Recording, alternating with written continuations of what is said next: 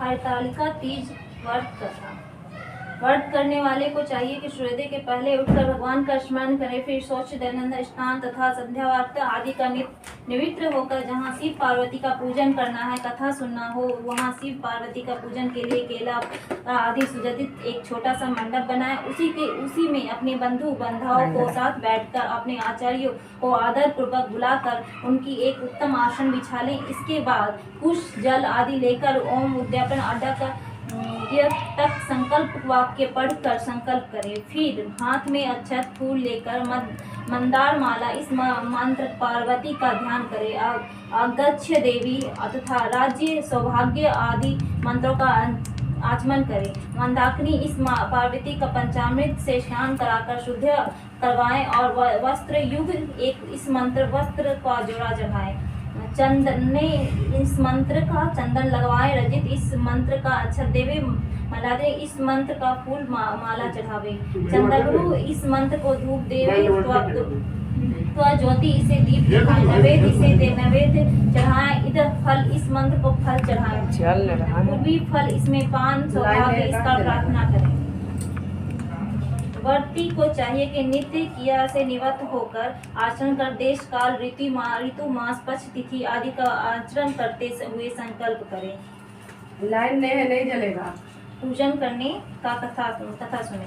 सूत जी कहते हैं, मंदार की माला से जिनका केस पाव अलंकृत है और मुंडों की माला से जिनकी जटा अलंकृत है, जो दिव्य वस्त्र धारण किए हुए हैं और जो दिगंबर हैं, ऐसे शिव पार्वती तथा शिव जी को प्रणाम करता हूँ। रमणीय कैलाश पर्वत के शिखर पर बैठी हुई शिव पार्वती जी कहती है, हे महेश्वर, हमें कोई गुप्त व्रत का पूजन बताइए जो सभी धर्मों से सरल हो, जिसका परिश्रम भी कम करना पड़े लेकिन फल अधिक मिले। हे नाथ, यदि आप मुझसे प्रसन्न हो तो इस विधान को बताइए। हे प्रभु, किस तप व्रत को दान से आदि से मध्य अंत रहित जैसे महाप्रभु हमको प्राप्त हुए।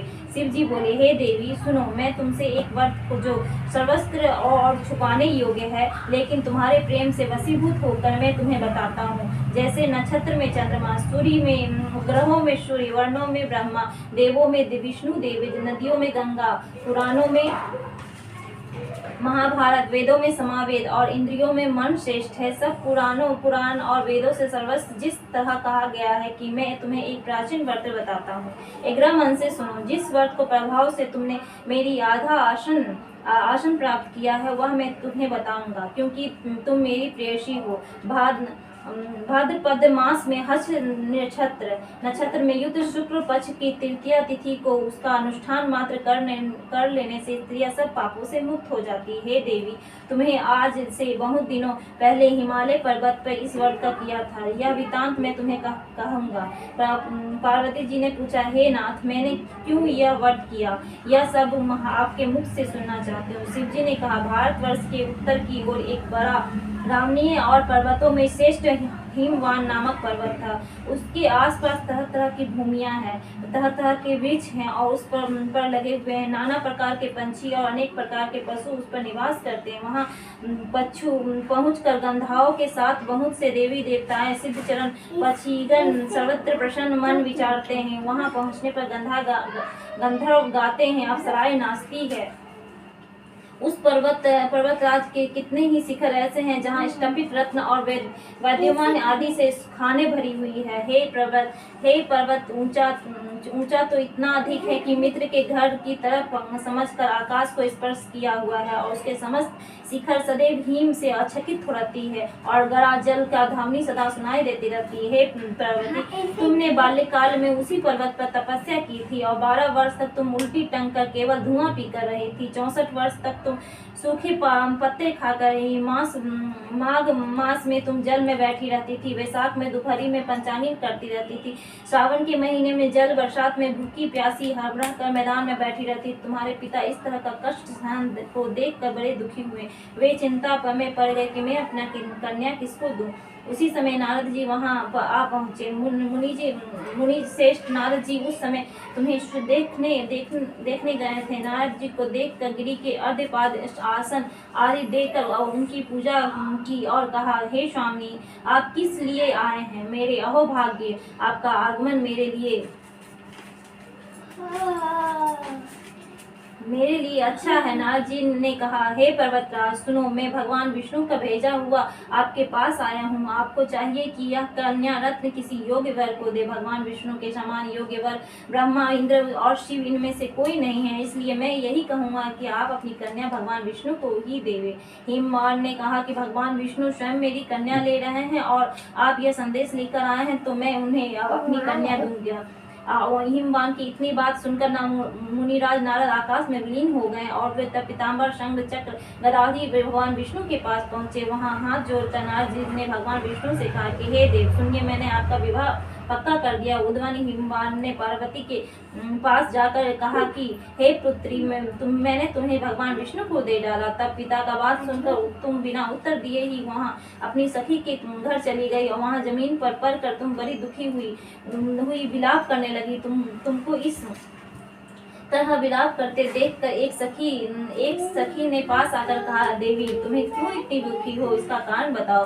तुम्हारी जो इच्छा होगी मैं यथाशक्ति उसका पूरा करने की चेष्टा करूंगी। इससे कोई संयम नहीं है कि पार्वती जी बोली, मेरी जो कुछ अभिलाषा है उसे तुम प्रेम पूर्वक सुनो। मैं एकमात्र शिव जी का अपना पति बनाना चाहती हूँ, इससे कुछ भी संयम नहीं है। मेरे इस विचार को पिताजी ने ठुकरा दिया है, इससे मैं अपना शरीर त्याग दूंगी। पार्वती को इस बात सुनकर सखिया ने कहा कि शरीर को त्याग ना करो, चलो ऐसे वन में चले जाते हैं जब पिता का पता भी ना लगे। ऐसी सलाह कर तुम वैसे ही वन में जा पहुंची। उधर तुम्हारे पिताजी घर घर तुम्हें खोजने लगे। दूतों द्वारा तुम्हें खबर भेजने लगे कि कौन देवता या कौन किन्नर मेरी पुत्री को हर ले गया। तो उन्होंने अब मन में कहा कि मैं नारद जी के आगे प्रतिज्ञा कर चुका हूँ कि मैं अपनी पुत्री भगवान विष्णु को दूंगा। ऐसे सोचते सोचते हिमवान मूर्छित हो गए। गिरिराज की मूर्छित देखकर सब लोग हाहाकार करते हुए दौड़े। तब होश हुआ तो उसने पूछने लगे कि गिरिजा, आपकी मूर्छा का कारण बताइए। हिमवान ने कहा कि आप लोग मेरी दुख का कारण सुनो। ना मालूम मेरी कन्या को कौन हर ले गया। ऐसे नहीं हुआ तो उसे किसी काले सांप ने काट लिया या सिंह ने खा लिया। हाय हाय, मेरी बेटी कहाँ गई? किसी दुष्ट ने मेरी पुत्री को मार डाला। ऐसा कहकर वायु की झोंके की तरह कांपते हुए वृक्ष के समान कांपने लगे। इसके बाद हिमवान तुम्हें वन खोजने लगे। वहाँ वन सिंह, भालू और हिंसक जंतुओं से भयंकर हो रहा था। तुम भी अपनी सखियों के साथ यह भयंकर वन में चलती जा रही थी। ऐसी जगह जा पहुंची जहां नदी बह रही थी और उसे रामनीय तट पर एक बड़ी कांद्रा थी। तुमने उसी कांद्रा पर आश्रम बना लिया और एक बालकनीय प्रतिमा बनाकर अपने सखियों के साथ निराहार रखकर मेरी आराधना करने लगी। तब जब भद्रपद शुक्र का हस्त युक्त तृतीया तिथि प्राप्त हुई तो तुमने मेरी विधि पूर्वक पूजा किया। रात भर जागकर गीत गवादित और मुझे प्रसन्न करने में बिताया। उस वर्तराज के प्रभाव से मेरी आसन डगमगा उठा, जिससे मैं तत्काल उस स्थान पर पहुंचा जहां तुम अपनी सखियों के साथ रहती थी। वहां पहुंचकर मैंने तुमसे कहा कि मैं तुमसे प्रसन्न हूँ, बोलो क्या चाहती हो। तुमने कहा, मेरे देवता, यदि मेरे ऊपर आप प्रसन्न है तो मेरे पति बने। मैंने तथास्तु कहकर कैलाश पर्वत पर वापस आने पर तुमने मेरी प्रतिमा नदी में प्रभावित कर दिया और सखियों के साथ महाव्रत का पालन किया। हिमवान भी तब तक उस वन में तुम्हें खोजते हुए आ पहुंचे। चारों दिशाओं में तुम्हें खोज करते करते व्याकुल हो चुके थे, इसलिए तुम्हारे आश्रम के समीप पहुंचते ही गिर पड़े। थोड़ी देर बाद उन्होंने नदी के तट पर 2 कन्याएं देखी। देखते ही उन्होंने तुम्हें छाती से लगा लिया और विलाप करने लगे कि हे पुत्री। फिर पूछा, पुत्री तुम सिंह, व्यंगित आदि जंतुओं से भरे इस वन में क्यों आ गई? पार्वती ने उत्तर दिया, हे पिताजी, मैंने पहले ही अपने आप को शिव जी को हाथों सौंप दिया था। आपने मेरी बातें टाल दी, इससे मैं यहाँ से चली आई। हिमवान ने सत्यावना दिया कि हे पुत्री, मैं तुम्हारी इच्छा के विरुद्ध कुछ नहीं करूँगा।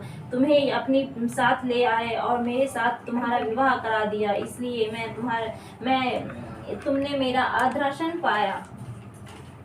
तब तक आज तक के किसी के सामने तुम यह व्रत का प्रकट सामने मुझे यह व्रत प्रकट करने का अवसर नहीं प्राप्त हुआ था। हे देवी, मैं यह बताता हूँ कि इस व्रत को हरतालिका नाम क्यों पड़ गया, क्यों तुम्हें तो सखियों ने हर लिया ले गई थी, इसीलिए हरतालिका नाम पड़ा।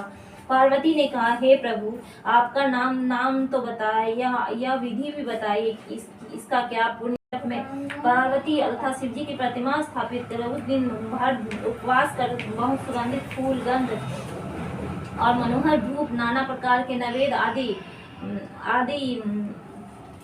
आदि एकत्र करके मेरी पूजा करना और रात भर जागरण करना।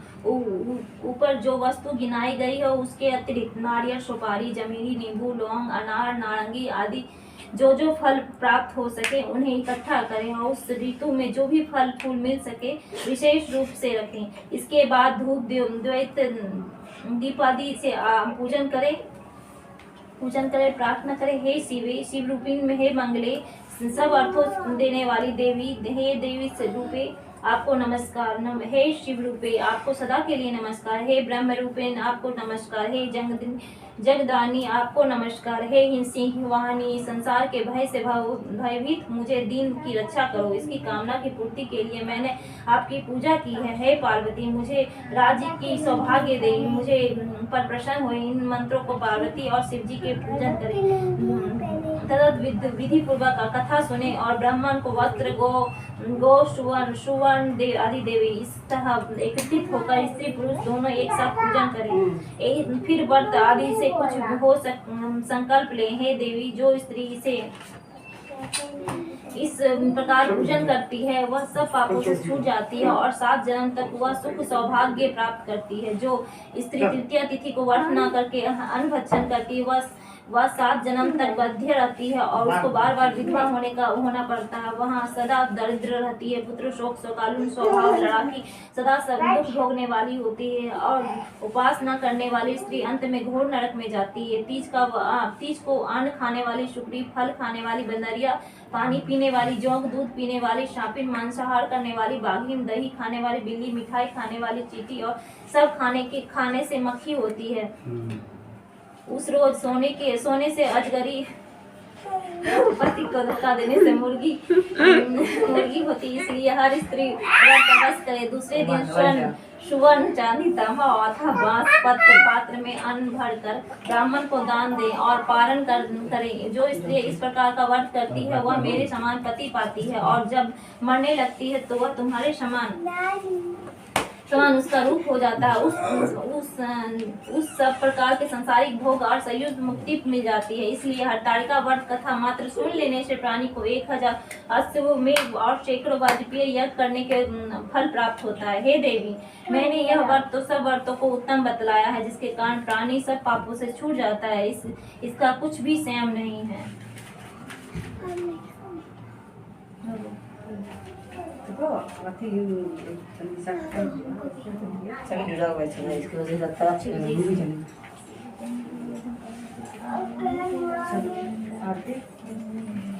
इसमें कीजिएगा, पढ़ना हो गया। हाँ, देखो वीडियो स्टॉप कर देते हैं, हो गया 10 मिनट से ज़्यादा। ये ऐसे कर दे, इसमें आती कीजिएगा। 14 मिनट का हो गया। बंद कर। बंद